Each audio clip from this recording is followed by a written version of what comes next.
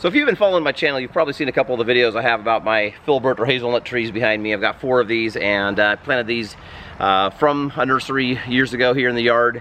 And so they're probably, I mean, they probably are at least 10 years old or so. I can't remember the exact date, but they've been growing for a while, and I've been getting nuts off of them more and more each year. But I am now into the years of peak production, in the sense of they're just covered with thousands of nuts when they are, you know, when it's harvest season. So, and I've got these nuts. It's kind of hard to see. I'll show you some videos throughout, but I've got piles of nuts I've been able to harvest so far. And so I want to do a little video about harvesting nuts. I'm not going to focus so much on the maintenance or the growth of those. I have another video I put out this last year on that, but I just kind of want to show you when you're ready to get the nuts, what it looks like, and give you some of the technique of how I deal with it. And I've got a problem where squirrels are a big issue, so the way I would like to do it, I can't do it because of the squirrels, at least this year, until I find a way to get rid of more of them. But hopefully this video is helpful to see how to harvest and enjoy fresh hazelnuts from your yard or from the wild or wherever you happen to find them.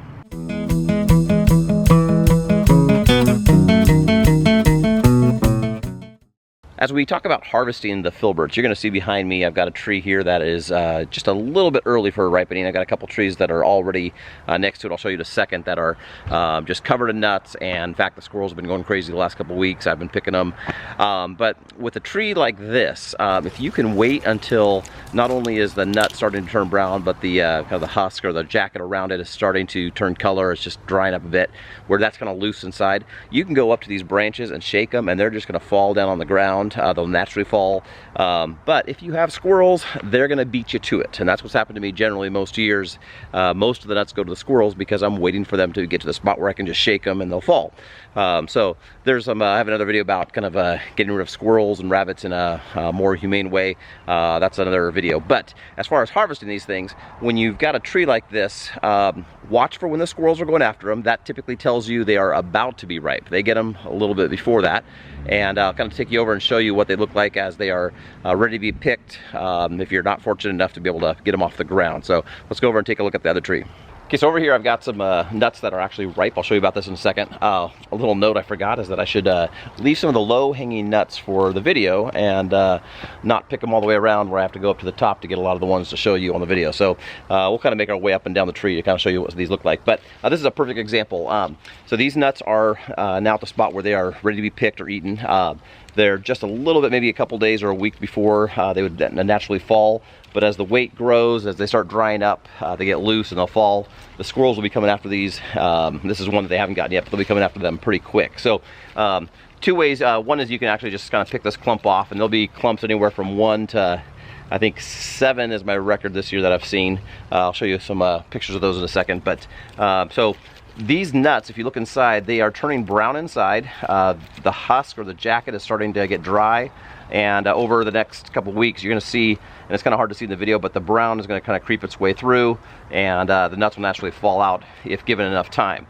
Now I can come through and I can just barely roll my finger through here, and this thing is loose in here. This one is done growing, it's dry now, and you got yourself a nut. So you could actually just go through and just roll them out, kind of like that, and get the nuts. The other way to do it is, and sometimes for when I'm in a hurry to get these things done, or it's an odd spot, I'll just go and kind of break off the little nuts. As they get older, they fall off easier, and then you can just kind of roll them off on a table or let them dry out a little bit. Sometimes these, drop that one. Sometimes these nuts will be maybe a week or 2 early. They're still full inside. They'll get there. They'll ripen on their own if you leave them for a bit. But if you let them sit for a couple days, picked, sitting out in the sun or just on a table, they'll kind of dry out a little bit, and then they'll just roll out kind of like that. Let's see if there's any more right here. I think I saw a couple that I haven't picked. Yeah, here's one right here. So this is just a single, and you can see again it's brown inside. You can pull it out. That one fell off, but so it just kind of rolls off and toss it up. So that's kind of the idea. All right, so I got actually 3 different types of trees because you do need a pollinator, so you need 2 different types. I happen to have 3 different types, and this tree actually ripens a couple weeks past the other one. So I noticed that my squirrels several weeks back were going after the 2 that were on the side here, and now they're going after this one. I still have 1 more tree. It's a different variety. I'll show you in a second, where that one's not even as far as this one. But a couple of these nuts I can go through and roll, but instead of being round, they're kind of an oblong. I don't know, oblong. They're I don't remember the right word. Anyway, they're more of a longer nut. And sometimes you can see, okay, I am getting some of these out of there. But a lot of these are still at a spot where they're just not quite there to roll out. And so I could leave them on here. I could pick them and let them dry out. You know, if you look at the ground here, the squirrels are going crazy trying to get as many as they can. And they're taking them all over the neighborhood, planting them everywhere. I mean, I see these things pop up everywhere. I'm like, oh yeah, those were the nuts from my backyard. And so I don't know how many more years it's going to take, but we're going to start seeing filbert hazelnut trees all over the neighborhood, and the neighbors are going to be like, where are these coming from? So you're welcome. But anyway, so yeah, you're kind of watching when the squirrels are eating them. You know the nuts are just about there, and they typically will get them all if you let them, so before they are able to fall. So you'll want to watch that if you have the squirrel issue. All right, I want to kind of back up and show you what these trees look like from a distance. There's 4 of them here. There's that one in the distance. That one is actually not quite ripe yet, that variety. I'll show you that in a second, what that looks like. This one here has been going pretty berserk with squirrels, and I've been picking these nuts over the last week or 2. This one is just about ripe. This is the one I have kind of a long, skinny nut. And then there's one more over there that's been also ripe for a while. And if you walk up close to these, especially when there's lots of nuts on there, at first it looks like just a bunch of leaves, and then you start getting closer and you realize, oh my goodness, there are nuts everywhere. And they're just kind of hidden, camouflaged with the leaves until they start turning brown. And so the idea there is you can come through and start picking them if you need to, but ideally if you can let them sit until they're ready to drop, you just shake the tree, they'll fall down, you pick them up and put a tarp down, and you've got yourself a pretty cool snack.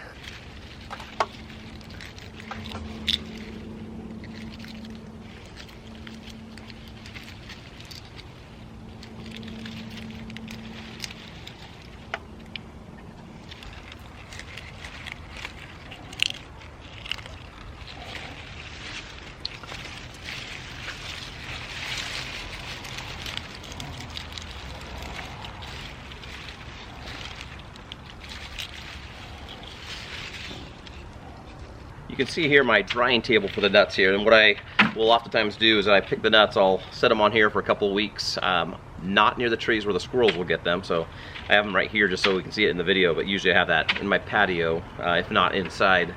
I do like them to be in the sun, but hey, get out of here, my dog. Actually, the squirrels usually will go after them. So anyway, like this morning I picked up a half bucket of the nuts. Just went and picked a few more from here, and a lot of times I'm pulling the nuts directly off the tree, but if not, if I've got clumps like this and I have time, I'll pull them out now. Otherwise, in the next couple of days, I'll get them. But you know, I'll get my clumps and I'll just come through and roll them off onto the table, and then put the rest of the husk and the green part in the bucket there, and be good to go. But you know, these will come in all sorts of clumps. So you got a lot of these are 2, 3, 4, but I've seen them up to 7. A couple of the single ones are kind of fun because if it's a really fruitful spot, you'll get these just ginormous nuts compared to others. In fact, let me take you over and show you what the different clumps look like with the size of nuts. So I did want to show you also the clumps of when you pick these things off the tree or when they're growing on the tree. They'll grow anywhere from, you'll have a lot of 1, 2, 3, I call them 1 first, 2 first, 3 first. And in the clump, you know, like you have a clump of apples, you'll have a clump of nuts. So in this case, this one was a 1. And generally when you've got 1, 2, 3, some of those, there can be some pretty good sized nuts in there.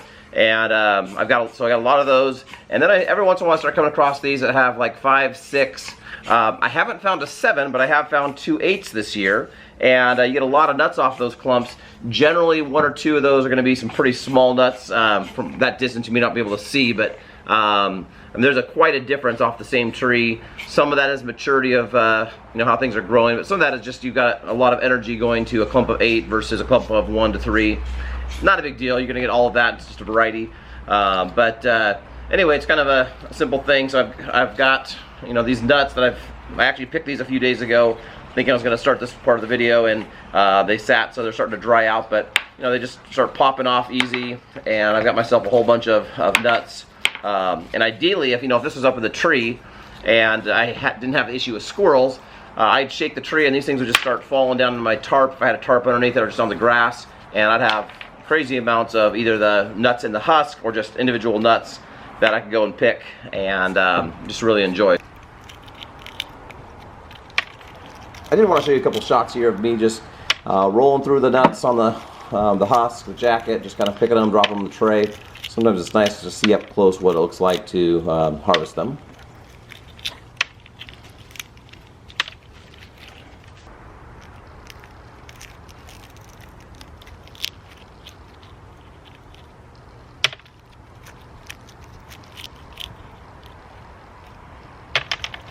And then after a while, you'll have trays or a tray or buckets or whatever of these nuts, and you'll want to lay them out on a pan or a drying rack of some sort for a few weeks.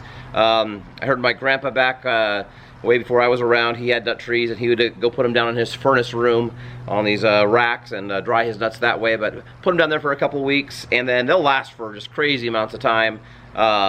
You'll want to eat them raw, you'll want to roast them with some butter and salt, have some fun with them. They make a great little decoration. You can freeze them for years. Anyway, there's lots of online things you look at about what to do with them once they're done. But hazelnuts, filberts, harvesting, hopefully this is a little bit helpful. I don't know if you're going to be able to shake trees and get a bunch of nuts. I'm not having that luck this year, but maybe next year if I can get my live trap and catch some, I will be able to harvest nuts by shaking the trees and dropping them and not have to go pick them and all that. But oh well. Anyway, hopefully this was helpful, and have a good life.